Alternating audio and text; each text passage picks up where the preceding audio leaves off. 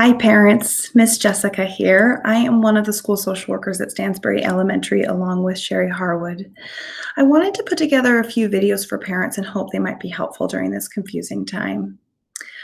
First things first, I can imagine that this experience is feeling extremely stressful for both your kids and for you. And I want you to know that we at Stansbury know that we see you and we see that you're doing so much. Our role as school social workers specifically is to support you in any way that we can. So, one of those ways that I thought I could perhaps support you is putting together a video and putting together some resources that hopefully might offer you some support. So, in this video, it will just be sharing maybe a few tips of how to survive parenting in the time of COVID. My first thought that I had that I wanted to share with you is put your own oxygen mask on first. Like they do tell you every time you go on the airplane, take care of yourself before you can take care of others.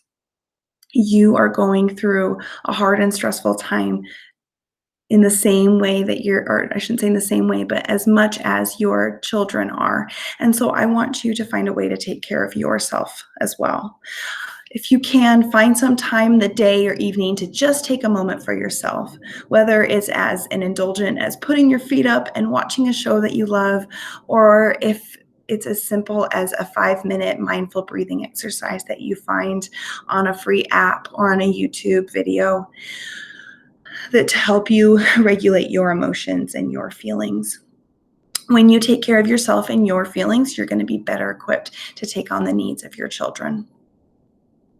The second part that kind of folds into that is help your kids stay calm by you modeling calm. Kids pick up what we're putting down as parents. So if we're anxious, and I think all of us are, kids are probably absorbing some of that. So the more that we can take care of ourselves and our feelings and communicate this to our kids, that day by day, we're doing this, we're in this together, we're okay, we're taking this one step at a time, that can really help ease our kids' fears. The third thing I wanted to mention is, hey, are your kids acting off? Are there some difficult, challenging behaviors that your child is exhibiting? They aren't the only ones. Kids respond to stressful events in so many different ways. But if you're noticing like a real change in behavior, whether it's eating habits, sleeping habits, bathroom habits, or more emotional based habits such as feeling irritable, sad, lethargic, just wanting to kind of zone out and watch shows all day, not feeling up for exercise, not feeling, the ability to get things done, or maybe they're lashing out more, maybe they're saying they don't like the dinner that you're making. All of those are your child's trying their attempt to take some control. And since they don't really have the way, the more mature way of discussing how they feel and maybe tapping into how they feel, really those stress responses are going to come out more in behaviors. So know that that is your child's stress response speaking. And while it's challenging, it is totally normal. And this new character trait that they maybe are exhibiting isn't a real character trait. It's not like, oh, this is my child from now on. This is just the way that they're dealing with the stressful situation. So the best way that we can deal with those changing behaviors, difficult behaviors, is really by showing empathy and love and concern and patience for the behavior and really calmly setting limits when need to. So I'll do another video where we specifically talk about challenging behaviors and maybe ideas for helping work through those together. But really, my number one advice is just to sit there and allow your children to process their feelings with you. Ask them how they're feeling. Allow yourself to share how you're feeling in a way that creates a connection without really adding to their stress or fear. So a few things that might ease their behaviors. Number one, like I said, listen and be supportive. Being a good listener is key. Let them raise and share their own concerns, reflect and validate their feelings. It's okay to say, hey, I'm feeling a little worried too, but we'll take care of ourselves and we'll get through this. I also want you to help your children communicate their feelings and remind them that it's okay to feel sad, mad, afraid, confused. Every feeling that we have, and we talk about this in their mindfulness lessons together, every feeling that we have is valid because it's a way of our body responding to what's happening around us. It's how we choose to take care of those feelings and treat those feelings that make all the difference. A couple more logistical things that could help is creating a schedule. So you can actually choose how in-depth the schedule is, but by getting everyone on the same page, it really sets these easy expectations, and you're not the bad guy. The schedule is. General routines can be comforting for everyone. It doesn't need to be a minute-by-minute schedule. It's up to you to choose how structured you like your day to go. But just them waking up and knowing, hey, I actually have these things to do today, and being able to visualize that can actually make a really big difference. While you're at it, though, build a lot of breaks in throughout the day that are fun for your students, right? If they love art, find that YouTube video that lets them practice art, get them outside, get them jumping around and being silly, go on walks, right? Other option is to get out a timer. You can do that on your phone. You can do that on, there's easy, like Google has a timer countdown that you can do, and build in rewards for completion, right? For X amount of pages that they complete for this assignment, they get, to work their way towards TV time or tablet time or whatever is, their big motivator. Also, I really want you to schedule in social emotional learning into their school lesson plans if at all possible. I will be putting together a document that I can be sending out to all the teachers that are age appropriate for things that you can find online, so that hopefully they're as easy as opening a link and completing the assignment. And what I mean by social emotional learning is letting them learn how to combat stress, how to deal with anxiety, how to do breathing to help regulate their emotions, things like that I think are going to really come in handy when right now our feelings really are feeling so out of whack and dysregulated. Breathing exercises are a huge help when it comes to regulating emotions. I always liken the breath as, the body's biggest neutralizer.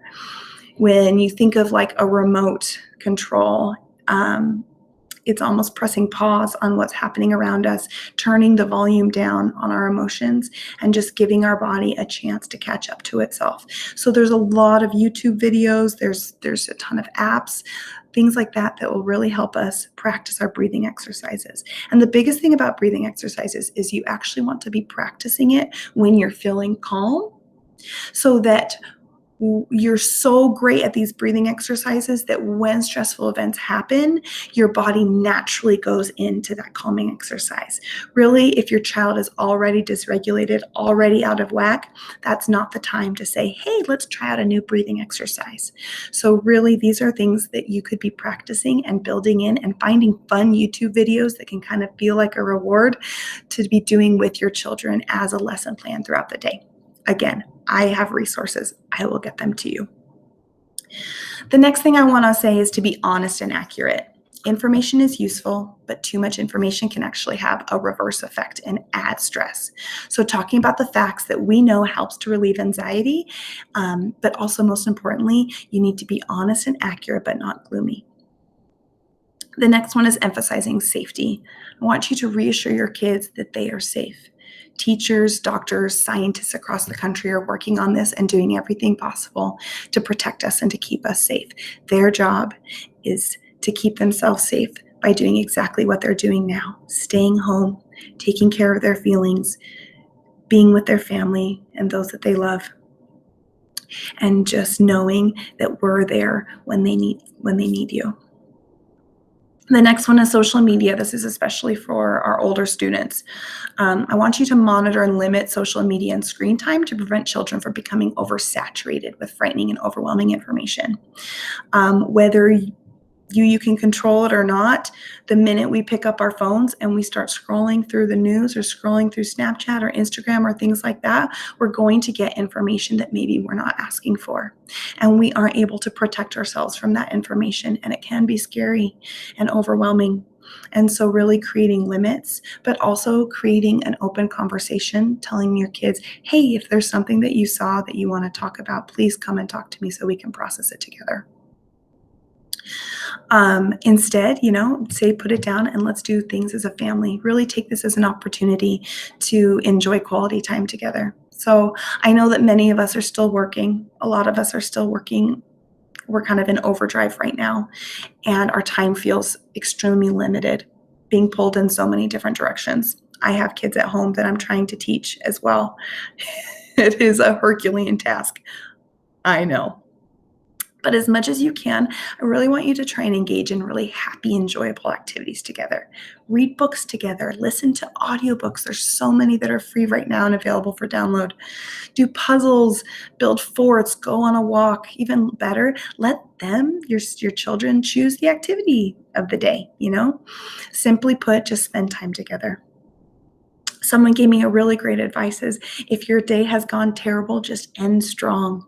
So if it's been a day of lots of emotions and tears and too many home projects and too many school projects and too many work projects, if you can even just carve out 30 to an hour, 30 to 60 minutes before bed, doing something special as a family, it almost wipes out that harder day and you and your kids go to bed feeling that much happier.